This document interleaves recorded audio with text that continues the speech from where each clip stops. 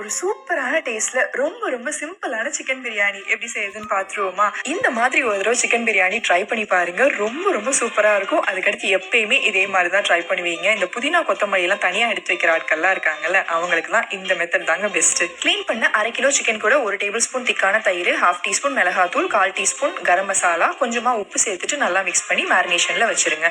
ஒரு மிக்சர் ஜார்ல கைப்பிடி அளவுக்கு கொத்தமல்லி, புதினா, ஒரு முழு பூண்டை நான் தோலோடயே சேர்த்திருக்கேன். 2-3 பீஸ் இஞ்சி, கொஞ்சமா வெங்காயம், ஒரு பச்சை மிளகா சேர்த்து தண்ணி விட்டு நல்லா ஃபைனா அரைச்சு வச்சுக்கோங்க. ஒரு பாத்திரத்துல 1 டேபிள் ஸ்பூன் எண்ணெய், 1 டேபிள் ஸ்பூன் நெய், பிரியாணி ஸ்பைசஸ் எல்லாம் சேர்த்துட்டு 3 பெரிய வெங்காயத்தை நீளவாக்குல கட் பண்ணி ஆட் பண்ணிட்டு 1/2 டீஸ்பூன் உப்பு சேர்த்து நல்லா வதக்கி விட்டுக்கோங்க. கண்டிப்பா வெங்காயம் இந்த அளவுக்கு வதங்கி வரணும், அப்பதான் டேஸ்ட் நல்லா இருக்கும். இந்த ஸ்டேஜ்ல ஒரு மீடியம் சைஸ் தக்காளி, அரைச்ச மசாலா, 1 டீஸ்பூன் திக்கான தயிர், 1/4 டேபிள் ஸ்பூன் மிளகாத்தூள், 1 டேபிள் ஸ்பூன் மல்லித்தூள், 1 டீஸ்பூன் கரம் மசாலா சேர்த்துட்டு நல்லா மிக்ஸ் பண்ணி விட்டுட்டு எண்ணெய் பிரிஞ்சு வர வரைக்கும் வேக விடுங்க.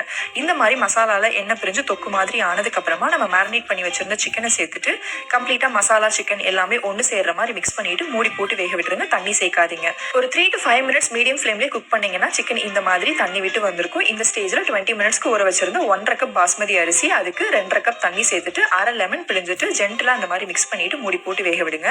அரிசியும் தண்ணியும் ஒரே லெவலுக்கு வந்ததுக்கு அப்புறமா 1 டீஸ்பூன் நெய் சேர்த்துட்டு ஜென்டலா அரிசி அந்த மாதிரி மிக்ஸ் பண்ணி லெவல் பண்ணிட்டு வீணா போன தோசைக்கல்லை ஹீட் பண்ணி அதுக்கு மேல பிரியாணி பாத்திரம் வச்சு மேல ஒரு வெயிட்டும் வச்சுட்டு ஒரு 10 to 15 மினிட்ஸ்க்கு லோ ஃபிளேம்ல தம் வச்சீங்கன்னா சூப்பரான பிரியாணி ரெடி ஆயிரும். வேற லெவல் டேஸ்டா இருக்கும். ட்ரை பண்ணி பாருங்க.